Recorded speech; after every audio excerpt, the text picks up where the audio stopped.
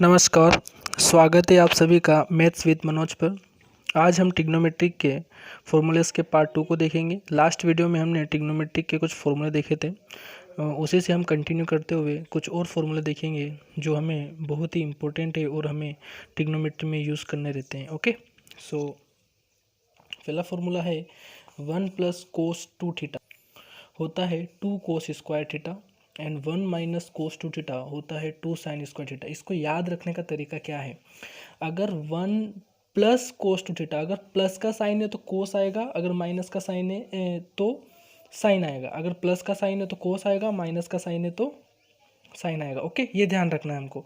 तो अगर 1 + cos theta मतलब प्लस है तो 2 cos स्क्वायर थीटा आएगा। 1 - cos 2 थीटा मतलब माइनस है तो साइन आएगा, मतलब 2 sin स्क्वायर थीटा। इतना ध्यान रखना है। फिर यहाँ पे 2 थीटा है तो उसका हाफ थीटा आएगा, यहाँ पे भी 2 थीटा है तो उसका हाफ थीटा आएगा। तो इससे और फॉर्मूले भी बनते हैं।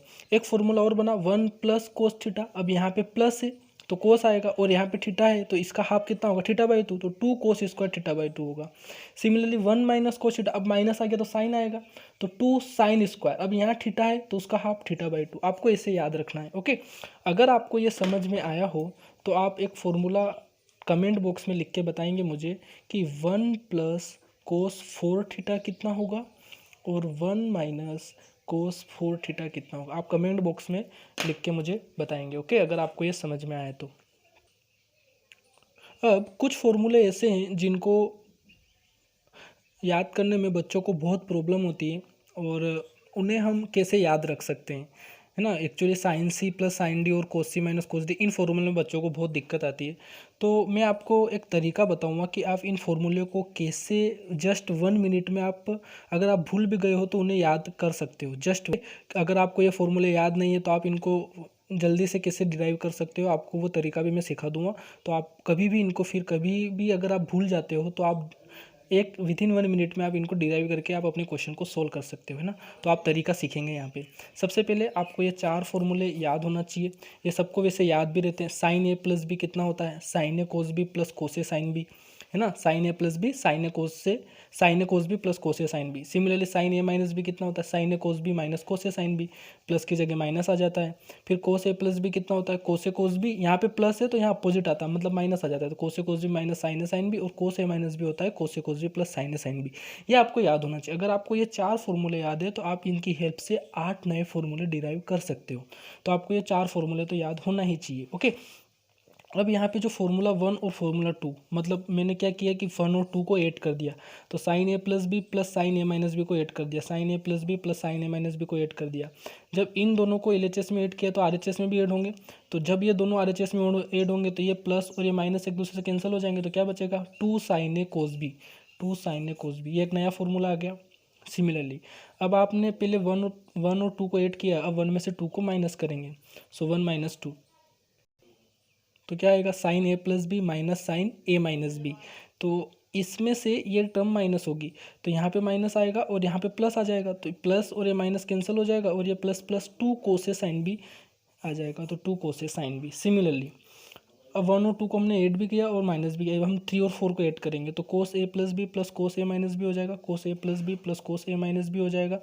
तो यहाँ पे इन दोनों को ऐड करेंगे तो ये टर्म और ये टर्म कैंसिल होगी, तो क्या बचेगा? 2 cos a cos b, तो 2 cos a cos b।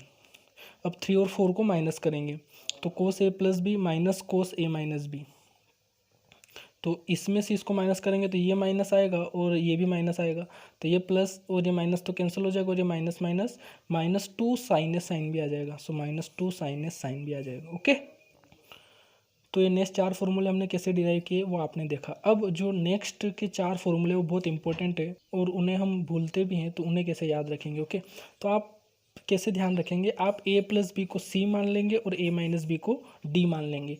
आप a + b = c और a - b = d को एक बार ऐड करेंगे तो आपको a की वैल्यू c + d/2 मिल जाएगी, और एक बार इसमें से इसको माइनस करेंगे तो b की वैल्यू c - d/2 मिल जाएगी। अब इन वैल्यू को 5, 6, 7 और 8 में पुट करेंगे तो आपको c और d के फॉर्मूले मिल जाएंगे। देखो, a = c + d/2 और b = c - d/2, a + b = c और a - b = d। अगर हम फॉर्मूले 5 में पुट करें तो क्या बनता है? a + b की जगह c रखेंगे और a - b की जगह d रखेंगे, तो sin c + sin d, sine C plus sine D, two, तो टू सेम आएगा। फिर साइन, सो साइन ए की जगह रखेंगे C plus D by two और कोस बी की जगह रखेंगे C minus D by two, तो cos C minus D by two, तो क्या फॉर्मूला आ जाएगा, two sine C plus D by two cos C minus D by two.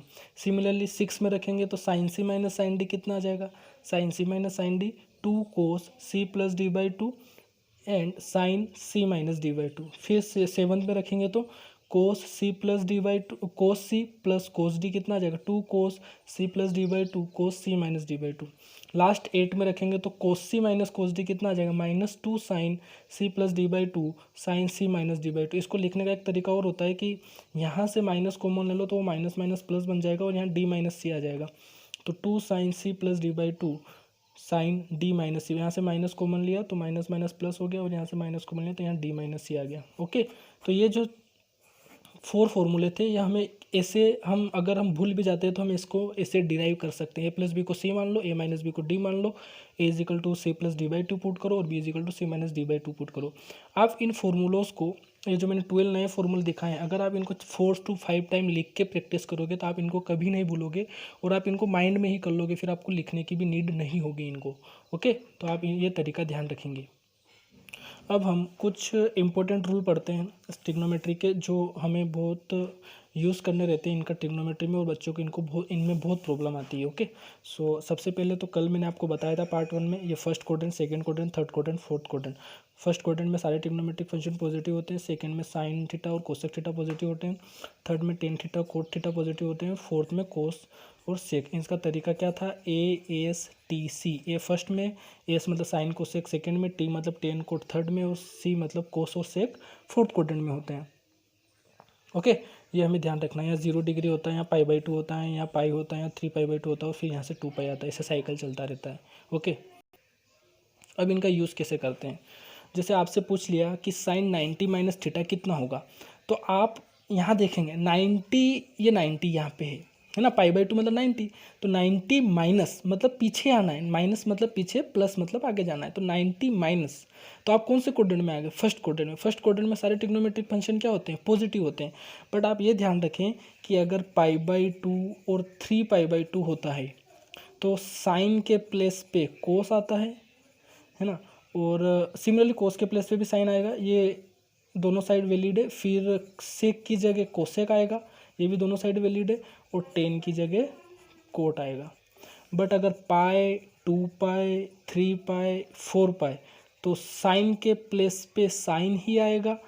Similarly कोस के प्लेस पे कोस, टेन के प्लेस पे टेन, कोट के प्लेस पे कोट, ये आपको ध्यान रखना है। ओके, पाई बाई टू और 3 पाई बाई टू, अगर पाई बाई टू के मल्टीपल होते हैं तो साइन का कोस हो जाता है, सिमिलरली कोस का साइन हो जाता है, फिर सेक का कोसेक हो जाता है, फिर कोसेक का सेक हो जाता है, और टेन का कोट हो जाता है और कोट का टेन हो जाता है, ये ध्यान रखेंगे। तो यहाँ पाई बाई टू है तो सबसे पहले तो आपको साइन का कोस लिख देना। अब आपको साइन चेक करना है, तो sine pi by to minus theta first quadrant, तो फर्स्ट क्वाड्रेंट में सारे ट्रिग्नोमेट्रिक फंक्शन क्या होते हैं, पॉजिटिव, तो यहाँ पे क्या आ जाएगा, प्लस कोस थीटा आ जाएगा। Similarly cos pi by to minus theta, अब आप यहाँ देखो पाई बाई टू आया है मतलब कोस का क्या आ जाएगा, साइन आ जाएगा, और कौन सा quadrant, pi by to minus मतलब फर्स्ट क्वाड्रेंट, फर्स्ट क्वाड्रेंट में सारे पॉजिटिव होते हैं तो यहाँ पे साइन थीटा आ जाएगा।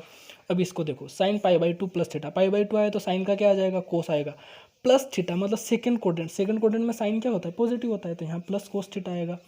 फिर नेक्स्ट है cos pi by two plus theta, अब पाई बाई टू आया तो कोस का क्या आ जाएगा, साइन आ जाएगा। बट सेकंड क्वाड्रेंट में कोस क्या होता है, नेगेटिव होता है, क्योंकि सेकंड में सिर्फ साइन और कोसेक पॉजिटिव होते हैं, तो कोस क्या होगा यहाँ पे, नेगेटिव होगा, तो यहाँ पे माइनस, और पाई बाई टू की वजह से साइन थीटा आ जाएगा।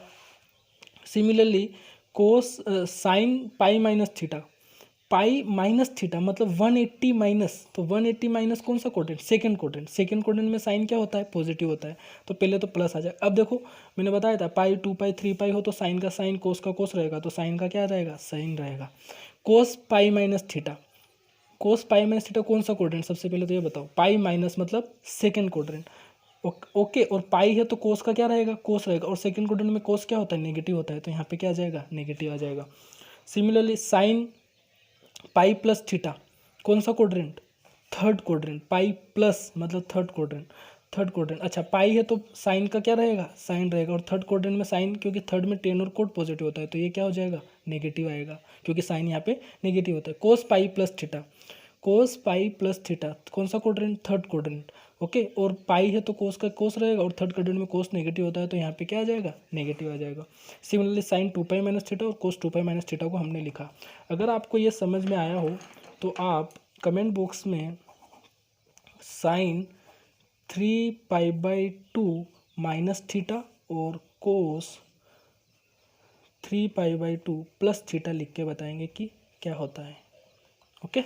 तो ये हमने आज इतने इंपॉर्टेंट रिजल्ट सीखे हैं। आप इन सबको नोट्स कॉपी में नोट डाउन करेंगे और इनको अच्छे से रिवाइज करेंगे, ओके। ये बहुत इंपॉर्टेंट है और इनमें हमको कभी प्रॉब्लम नहीं होना चाहिए। Thank you.